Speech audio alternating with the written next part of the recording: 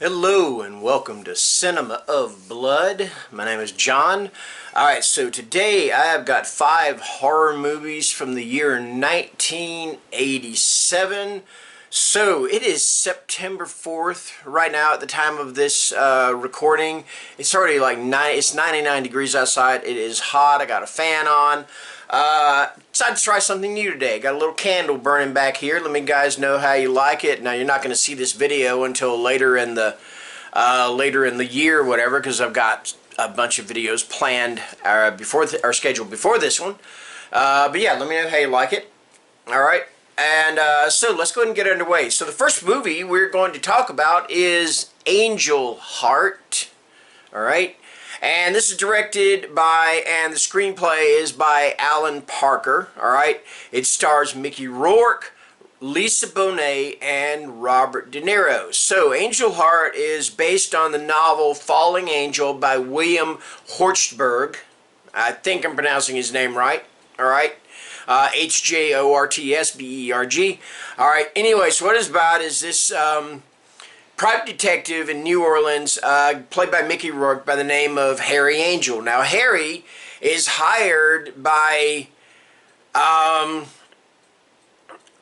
think it's this kind of like a law firm, and there's this fella played by Robert De Niro, very mysterious fellow named Louis Stepfather. All right, you know, playing words there. If you caught the way I said it, all right. Anyway, he is hired by this fellow to find another fellow by the name of Johnny Favorite. I think his name is Johnny Favorite. All right. Anyway, Johnny owes Louis, he owes him a debt, and Louis intends to collect on that debt. All right. Okay. So throughout the movie, Harry, he's going to all these different people.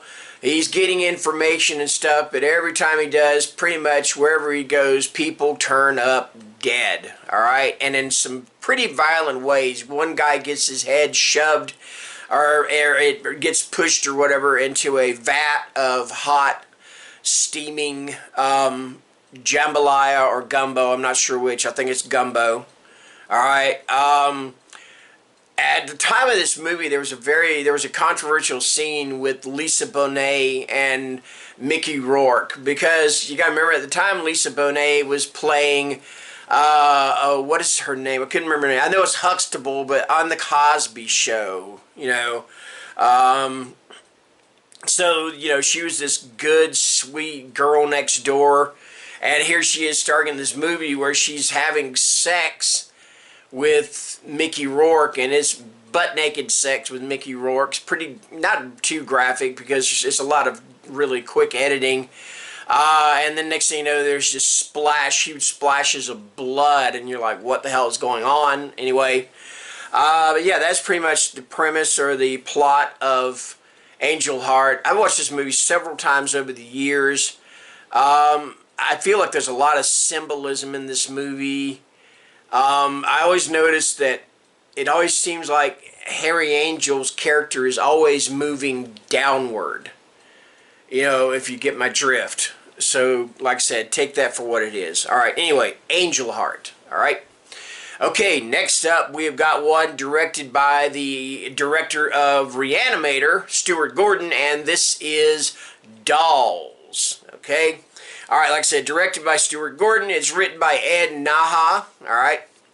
It stars Ian Patrick Williams, Carolyn Purdy Gordon, who is at the time was the wife of Stuart Gordon, and Carrie Lorraine as their daughter. Anyway, the two of them, Ian and Carolyn, play a couple with Carrie, who is their daughter. They end up stranded at this old, I'm not sure if it's a house or a hotel, I can't remember, but anyway, it's run by this old couple, and there's a few other people stranded there too. There's like a storm or something, alright? Well, it turns out that the old couple are toy makers, and they make all these dolls, and they're magical dolls, and this being a 1980s horror movie directed by the director of one of the goriest movies of that era, Re-Animator, You can imagine that this one here is going to be quite gory as well, although not as gory as Re-Animator, if I remember correctly. But yeah, the dolls come to life and begin picking off the stranded travelers one by one. It's a fun movie. It's one of those movies you sit and watch and you're like, this is so totally ridiculous, but you're still gonna go, but I'm loving this. I'm really having a good time with it. All right. So yeah, there you go. Dolls. Okay. All right. Next up, we have got Hellraiser. And this is written and directed by Clive Barker. It is based upon his novella, The Hellbound Heart. All right. Stars Andrew Robinson, Clara Higgins, and Ashley Lawrence. So, what this movie is about this fella named Frank. At the very beginning, Frank gets this weird-looking box. All right. And then we find out later on it's called the Lament Configuration. But anyway, he gets this box and he plays around with it and it opens up or does something weird and it summons the Cenobites, alright? And the Cenobites come and they take Frank and they pretty much tear him apart and drag him to hell is pretty much what they do, alright? So, cue this. Alright, so next thing you know, in the same house where Frank was, his brother and his wife move in, alright? So the wife is upstairs one day, and Frank has started to come back. But he's not whole. And he needs blood, maybe even flesh. I'm not really sure about that, but he needs blood, he needs flesh to be completely whole again, alright? So, Claire Higgins, I can't remember her character's name, I think it's Julia. She'd had an affair with him in the past, right? So what she does is she starts luring men back to there for sex presumably for sex, and it's for Frank to be able to kill them. And the more people he kills, the more he starts to become whole again. All right, so that awakens the ire of the Cenobites. The Cenobites are these weird S&M fetish, whatever you want to call it, kind of creatures from hell and all, and they're led by Pinhead. And Pinhead's got pins all over his head. You got one girl that's got her throat completely open up. You got a chatter teeth looking guy, but Pinhead is the leader, and he encounters the daughter of Andrew Robinson's character and tells her, because she played around with the box, and she offers to give up Frank in exchange for her not being taken. And one thing about Hellraiser is it had some of the best, Pinhead had some of the best opening lines, or the best lines of any villain. He'd say something like, "Aw, no tears. It's a waste of good suffering," or he never cracks a smile or anything like that, and he'd be like, or something like, "Trick us again, and your suffering will be legendary even in hell," and he'd have the other Cenobites lined up behind him. At one point, I would just have loved to have seen Pinhead just all serious go, "We represent the Lollipop Guild." The Lollipop Guild. Anyway, alright, that's Hellraiser. I'm sorry, I'm being stupid. Anyway, that is Hellraiser. Alright. What we got next? Oh, next, we've got The Cure. And I'm sorry, maybe I shouldn't do this. I'm not going to do this. I'm not going to knock Twilight.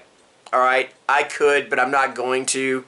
Because I know there are people out there that do enjoy it. And my thing is that at least they are reading. So if you got a teenage girl out there that is into Twilight, and you're like wondering why is she reading such bad fiction or whatever, in your opinion or whatever, but just remember that at least she is reading. All right, so there you go. Okay.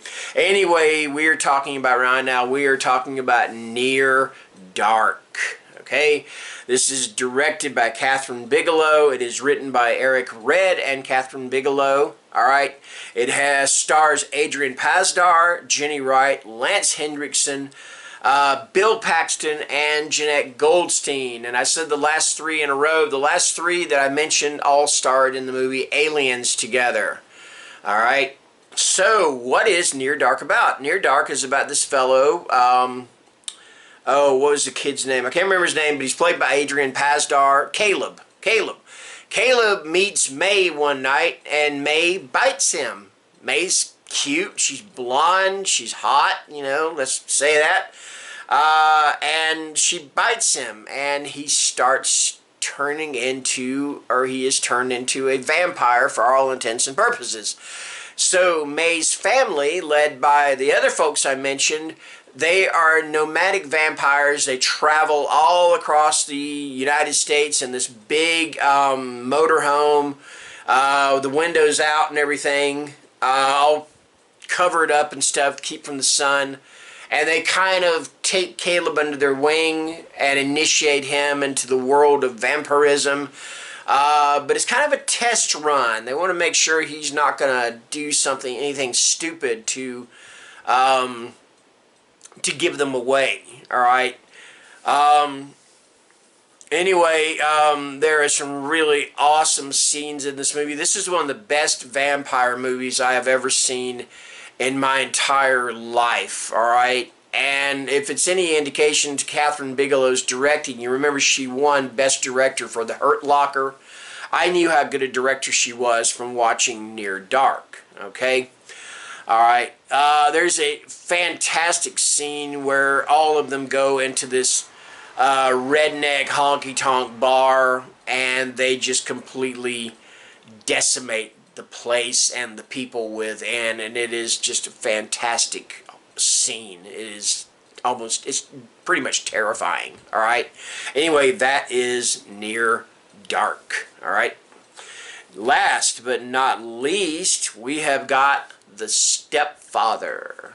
All right, this is directed by Joseph Rubin, written by Carolyn Lefcourt, Brian Garfield, and Donald E. Westlake. It stars Terry O'Quinn, Jill Sholin, and Shelley Hack. So what this is about this fellow played by Terry O'Quinn. Now, he has murdered his entire family, and he takes off. And what he does is he assumes a new identity, a new look. He meets another family, which is played by Shelley Hack, and her daughter, played by Jill Sholin. Jill Sholin was 23 at the time, but she was playing a 16-year-old.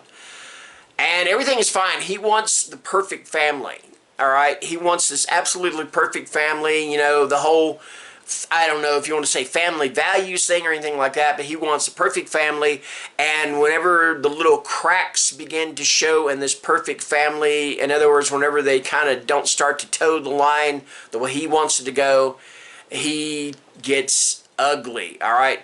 This was the first movie I ever saw Terry. So like I said, he murdered his first family. Now, once that happens, he has got his sights set on murdering this family. All right, so he's kind of a serial family killer sort of guy. But this was the first movie I ever saw, or the first thing I ever saw Terry O'Quinn in.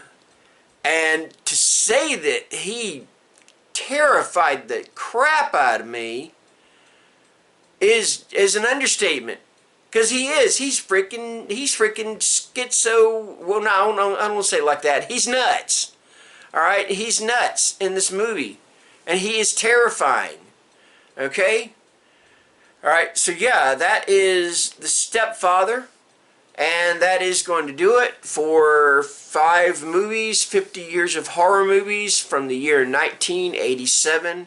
Until next time, thank you guys for watching, and take care and stay scared. Bye-bye.